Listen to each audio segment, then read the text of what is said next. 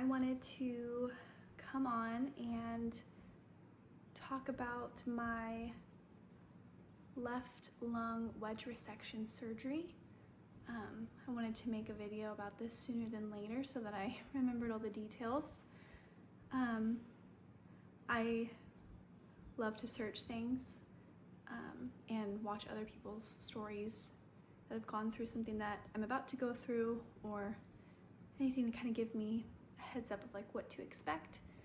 Love listening to people's experiences, and I know I searched high and low on YouTube, on the internet for what to expect for a wedge resection of my lung.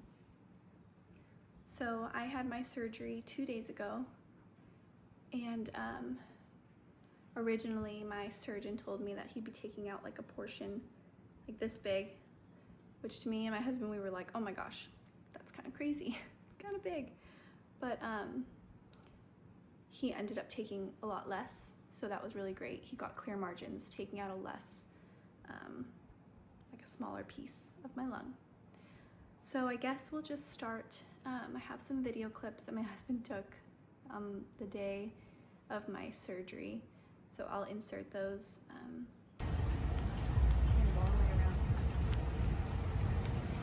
Before my surgery day, I was scheduled to go do a pulmonary function test. So whenever you get any type of surgery or procedures done on your lungs, you have to do one of those. Pretty much for that appointment, it was very easy. I was there for maybe 45 minutes. Kind of sat in this chair tube thing, and they brought like this big breathing machine up, and there was a tube, and then I had nose plugs, and the technician, he had me kind of blow into the tube and then suck in air and kind of do different patterns of breathing, and he was reading it on the screen, and it kind of just gives the surgeons like a baseline of where your lungs are functioning at, so that they can make sure to, track that after you're done with surgery and make sure your breathing is still consistent with that or as close as possible. So that went really well. They said that my lung capacity and the strength was really strong, so that was good to hear, since I do have cancer on both lungs. So that was really nice to hear that I don't have any restrictions or anything like that. So I did that the Wednesday before my procedure, and then Monday was my surgery. So I had to check in at 12:45, and then they said that my actual surgery was scheduled for 3:03 p.m. So they do a lot of prep for you. They do a lot of pre-op stuff. So I went in, I got changed into my gown, and my husband was making me laugh the whole time. He keeps everything very light. It's really wonderful. But so yeah, we went to the hospital. I changed myself into my gown and put the hair cap on. Put those really cute socks, non-slip socks on. And then they took me into the Pre-operative area, and I had like my own bed, and then there was kind of like curtains in between everybody. There was like kind of the pre-op and then the recovery for all the surgeries at that hospital. It was really busy, and I had incredible nurses that were caring for me.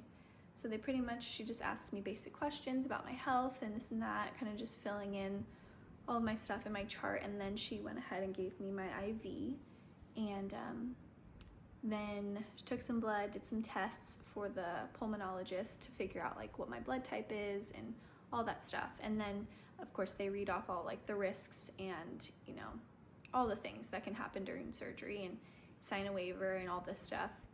And then I kind of was just hanging out for a while. They came in, and when the anesthesiologist came to talk to myself and my nurse, they wanted me to do a heparin shot. So that's a blood thinner, because when you get surgery done, you don't obviously move a lot after you're first done with your surgery. You're gonna be kind of bedridden.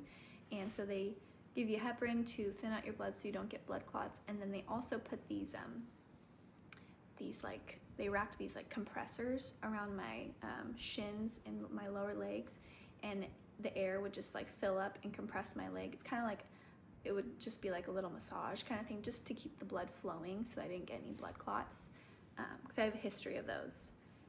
And so then I was just hanging out. Both my parents were at the hospital, my husband was at the hospital, and the nurses were really great. They let them all come in and come talk to me and, you know, give me hugs and everything before I went in. And my husband got to stay with me till the very end.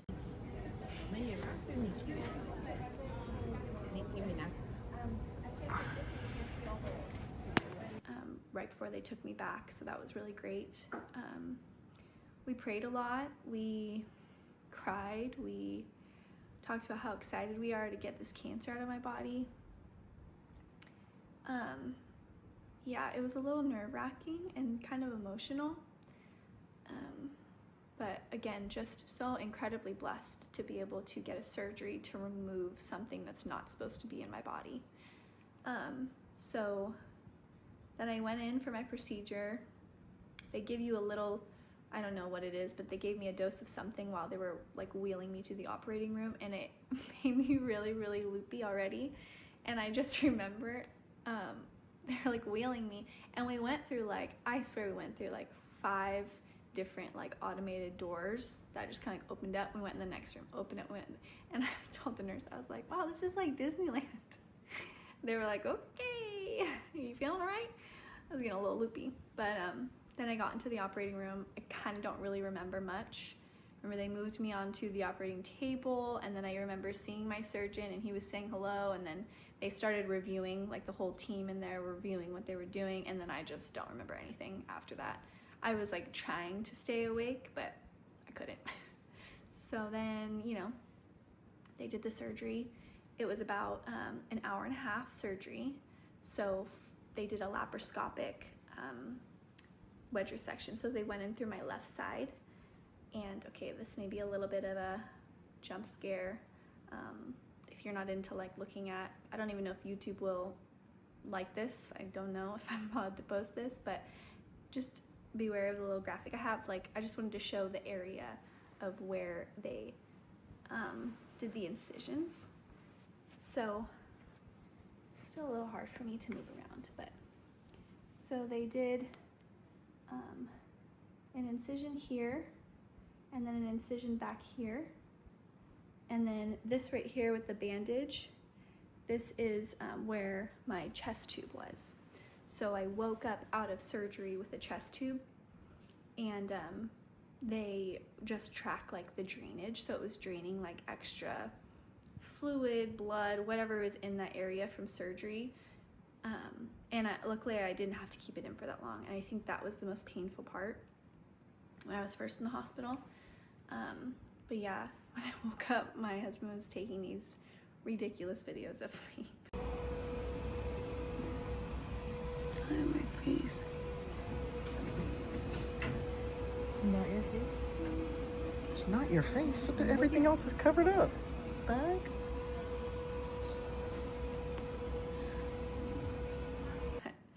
So I'll put those in here. But yeah, he is just so funny.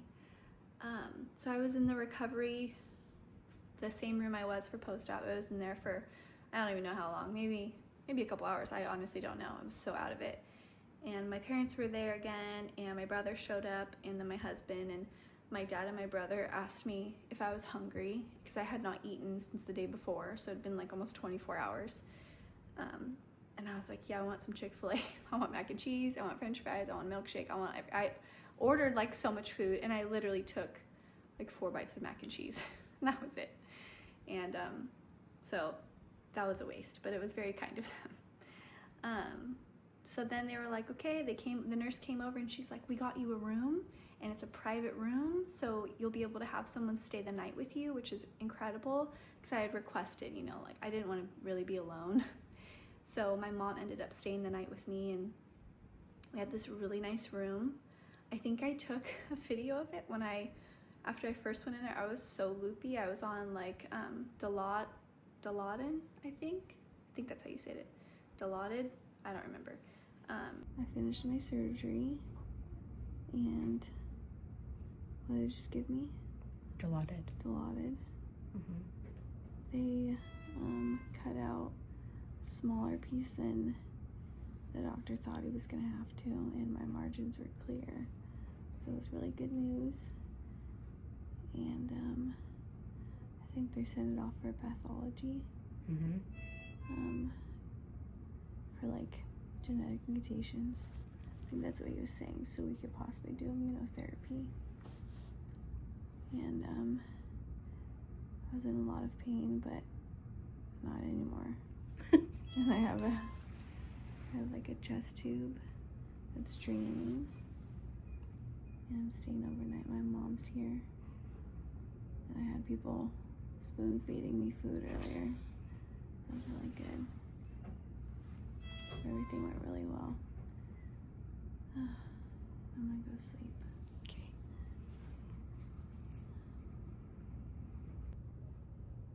This is my little room tour here. To my feet. Thing. And then last night when my mom stayed, she had a bed, and this over here is all this stuff.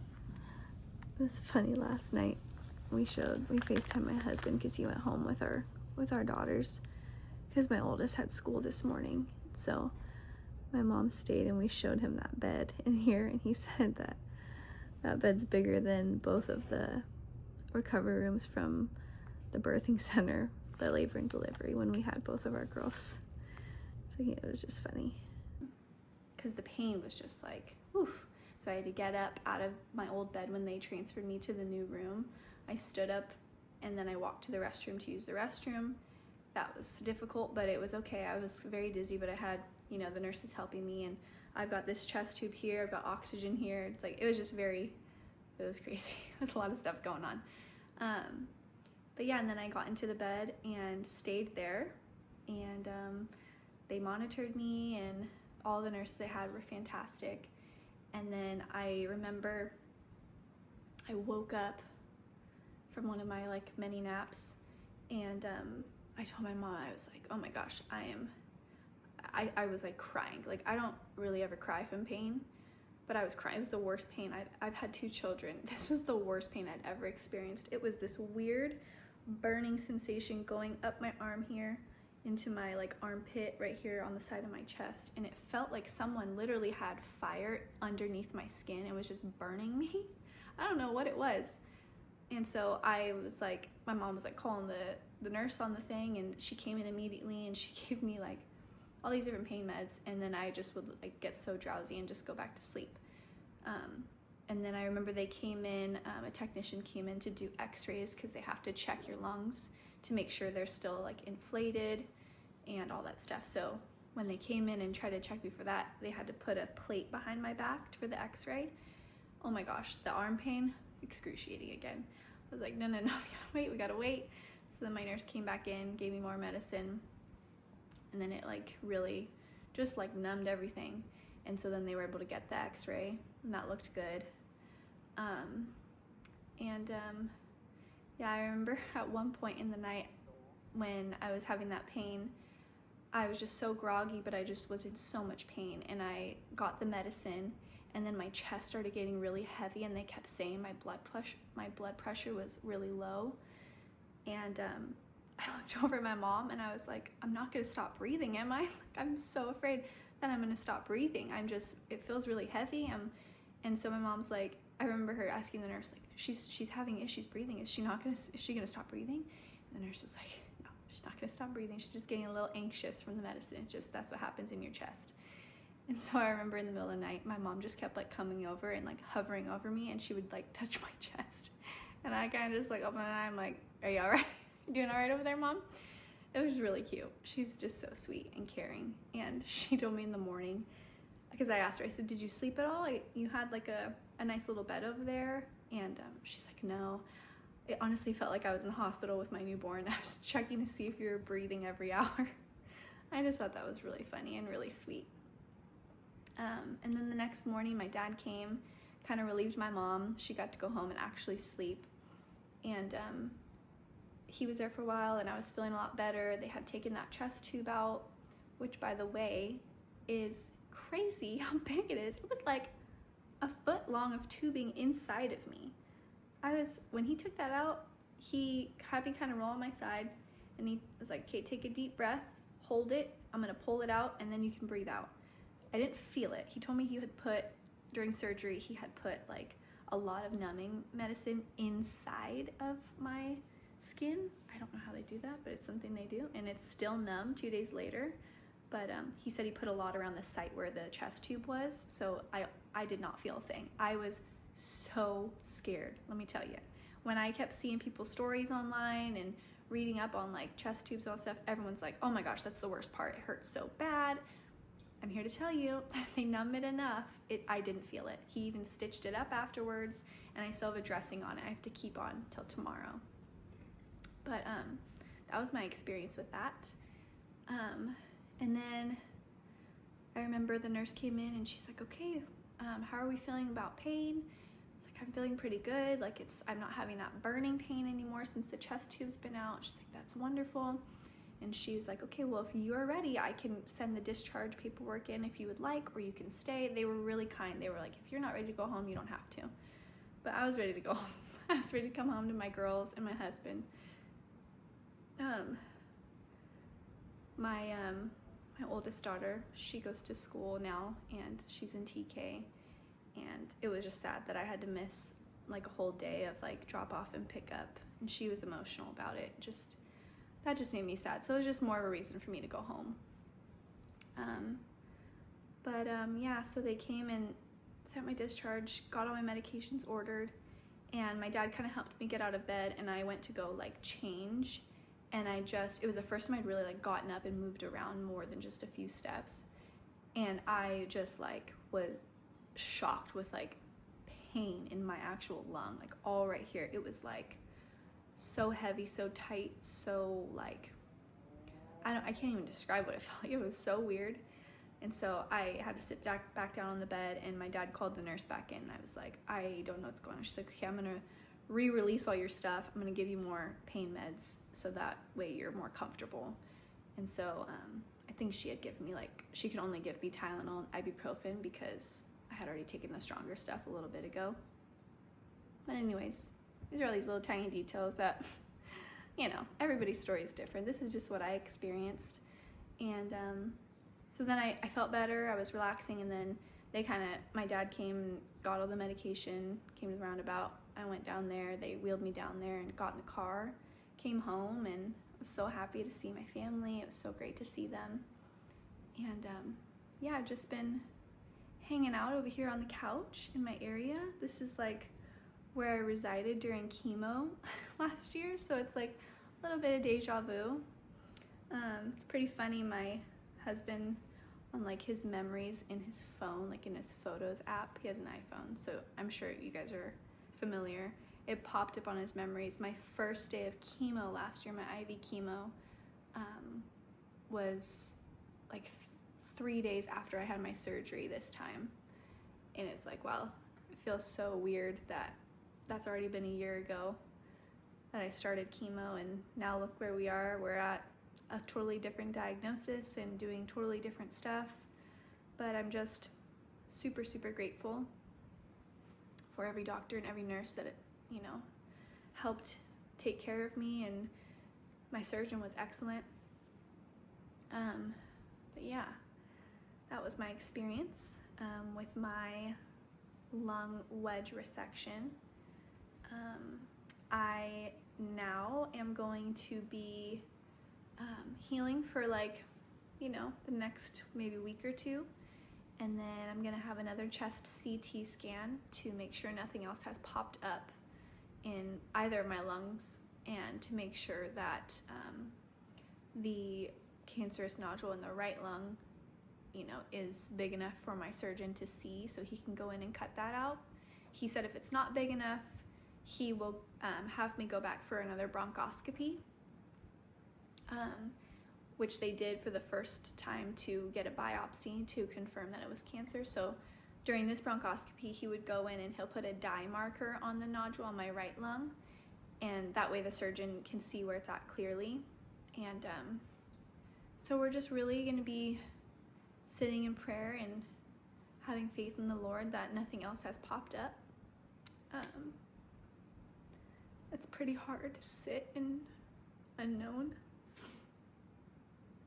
but I just keep reminding myself that this is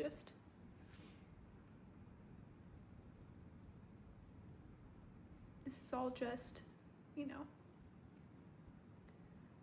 a test of my faith, and there's a lot of suffering, but, you know, we're supposed to find the joy in it and praise the Lord for everything that we have. And just from every person that's reached out to me, I know that God is being glorified through all of this.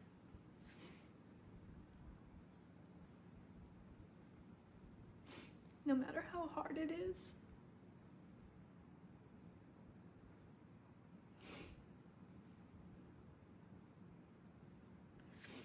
I know that He is good and He's working all things for good, and I know that.